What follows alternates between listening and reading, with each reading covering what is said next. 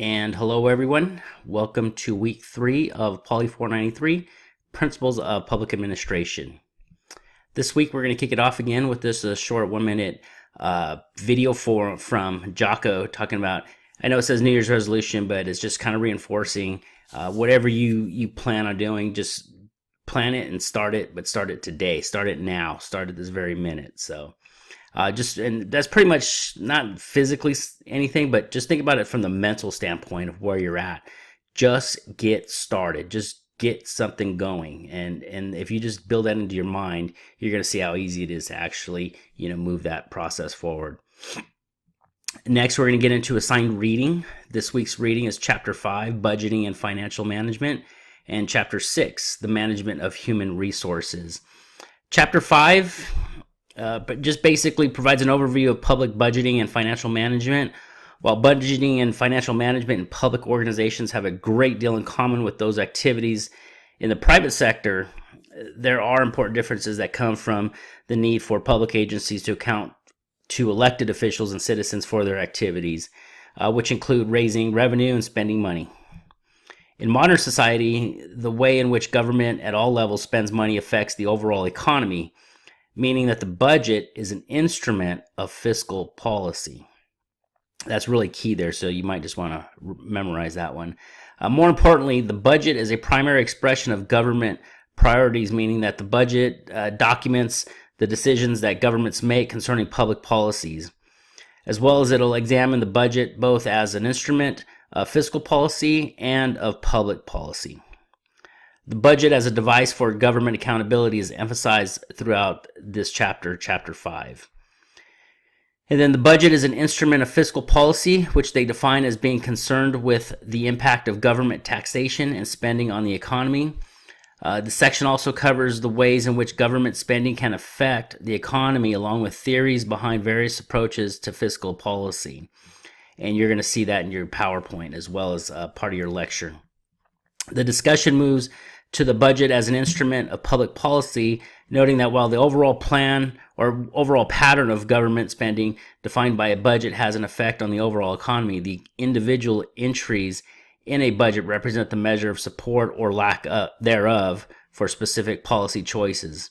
This discussion includes an exploration of government revenue sources and the processes of choosing how to spend the government's money. And the section also reviews the budget policies of recent presidential administrations and offers some insight into revenue and spending issues at the state and local level. Following that up, fiscal and policy or public policy dimensions of public budgeting, you're going to see that we're going to move on to the budget as a tool of management. The budget process is critical to public administrators as it establishes the level of funding for an agency and its program. Thus, an administrator should be familiar with the steps involved that enable an agency to spend money, including budget formulation, approval, execution, and auditing. Also, it'll be looking at budgeting strategies, line item budgeting, performance budgeting, program budgeting, and outcome-based budgeting, along with the discussion about the political nature of the budgeting process. And then in closing for Chapter 5, it'll move to an exploration of various aspects of the financial management of public sector resources. Included in this are capital budgeting, which addresses outlays for infrastructure, facilities, and other items intended for long-term use. Debt management, which is concerned with various methods of borrowing funds. Risk management, which is the ways in which public organizations anticipate and cope with the variety of risks to which they are subject. And purchasing, which involves considerations about how governmental organizations buy goods and services. And then in closing, the chapter will close out with accounting and related information systems in the public sector, because keeping track of the public revenues and expenditures has become an enormously complex undertaking. An understanding of the requirements and practices involved in government accounting is important to public managers. Knowing the technical side of the budget process and being able to follow the budget process and clearly understand preparation, administration, and review is extremely helpful to those managers who attempt to influence the operations of their organization. So chapter 5 is a pretty lofty chapter, so just make sure to do diligence and take some good notes on that. And then we're going to move into chapter 6, which is the management of human resources. In chapter 6 is the concept of a merit-based civil personal system serves as a principal organizing feature of this chapter. The authors address the importance of managing the people who work in the government organizations and examine the reasons behind the rules, regulations, and red tape that often appear as roadblocks to effective personnel management. Also, too, it'll cover the rise of the spoils system in the United States and the move to reform the civil service based on merit rather than political favorism, including the creation of the Pendleton Act, the Civil Service Reform Act, and more recent efforts at reinvention. The discussion also addresses the ways in which these reforms have been adopted at the state and local levels.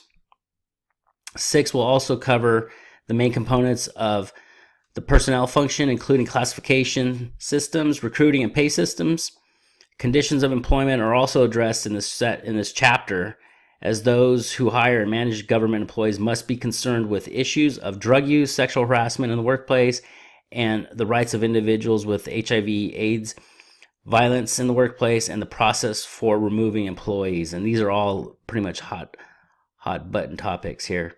A key component from that you'll find in this chapter is a detailed discussion about the changes in the relationship between labor and management in the public sector and the rise and decline of public sector unions. We're also going to trace the history of the public sector unions, outlining the conditions that led to their development and affecting their growth. Also, labor management relations at the federal level also are contrasted with those at the state and local levels. And you're going to get a detailed description of the steps in the bargaining process and discuss the implications of the decisions on the part of the employees to strike. We'll take a closer look at the recent efforts to limit collective bargaining rights for public employees at the federal, state, and local levels. And then you're also going to see an examination of fundamental issues of discrimination in public employment, which include a review of development and purpose of equal employment opportunity and affirmative action programs, and the ADA. Also, too, there's going to be varying approaches to enforcing compliance among employees as defined by federal guidelines and key court decisions, and discuss recent developments and attempts to correct past patterns of discrimination against women and minorities through affirmative action. Also, we'll see an examination of problems of extending diversity throughout public organizations and the gaps that are still being experienced by women and minority in terms of pay, job status, and overall employment opportunity. And I think that's something that we all saw this weekend with the marches, across the nation. And then in closing for chapter 6, we're going to deal with the difficult relations between political appointees and career executives. Also going to see the tension between political responsiveness and managerial effectiveness that characterizes public administration, is illustrated particularly well in the relationship between political appointees and the career public executives. Appointees become bosses of career civil servants, and tensions often arise because the political appointee wishes to move in a new policy direction, but often has little experience in government operations, while the career executive has both knowledge and expertise, but aware of potential problems may appear reluctant to change. So this is an attempt to reconcile the two positions and bring focus back to the question of politics and administration, and in a sense, dichotomy. So that's it for the reading. That's your overview for this week's reading assignments, chapters 5 and chapter 6. Next, we're going to fly into the discussion board. And the week 1 discussion board was pretty much on cue. Everybody did really well. I just urge everyone to make sure that you like I said, I'm not a stickler for word count, but you need to kind of get in the ballpark so that I have an understanding that you know what you're talking about. So this week's question consists of: what public sector agency do you consider to be the most efficient and effective, and then why? And then don't forget to respond to at least 2 of your classmates. You're going to have your PowerPoint, which is a separate section, but it's narrated. And we're going to get into the classical org theory, neoclassical, bureaucratic theories, scientific management, general principles, and human relations theories. Max Weber is something that you're probably going to want to really key in on. You might see that a little later on, and the different theories that he reinforced, that he supported, that he created. So in a little hint here on all these different theorists is to, write down their name in a quick note section where you actually have quick access to it. But identify these people, the theorists, with their theory.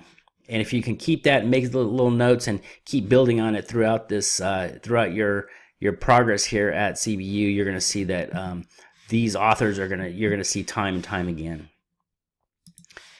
And then the audio lectures are built in right here. There's 4 of them that'll get you through it. And then once again, I hope many of you took the opportunity to capture. Last week was just some in-depth reading, and but there was really no writing. So hopefully everybody got a jump start on their paper prep and exploration. This week you have quiz 3. And quiz 3 is something that you're going to want to look at as the policy making process. You're going to have an idea of what postmodernists are, and also to Max Weber, understanding his policies and his theorists and all that stuff, or his theories rather. And then in closing here, I have Proverbs 3:3. Let not steadfast love and faithfulness forsake you. Bind them around your neck. Write them on the tablet of your heart. And then in closing, also too, is this my little go-to is my minion guys that kind of make me chuckle. Don't judge me. I was born to be awesome, not perfect. And like I said, I'm just seeking progress, not perfection. And then the last thing is just once again an overview of the late policy. Everybody's been doing really good so far. So just remember that I'm here for your support and success. So do not hesitate to contact me. I've been emailing or having some conversations with several of you, but like I said, do not hesitate to contact me for whatever comes your way, and then we can work through it together. So to that, everybody have a good week, be safe, and stay healthy. Thank you.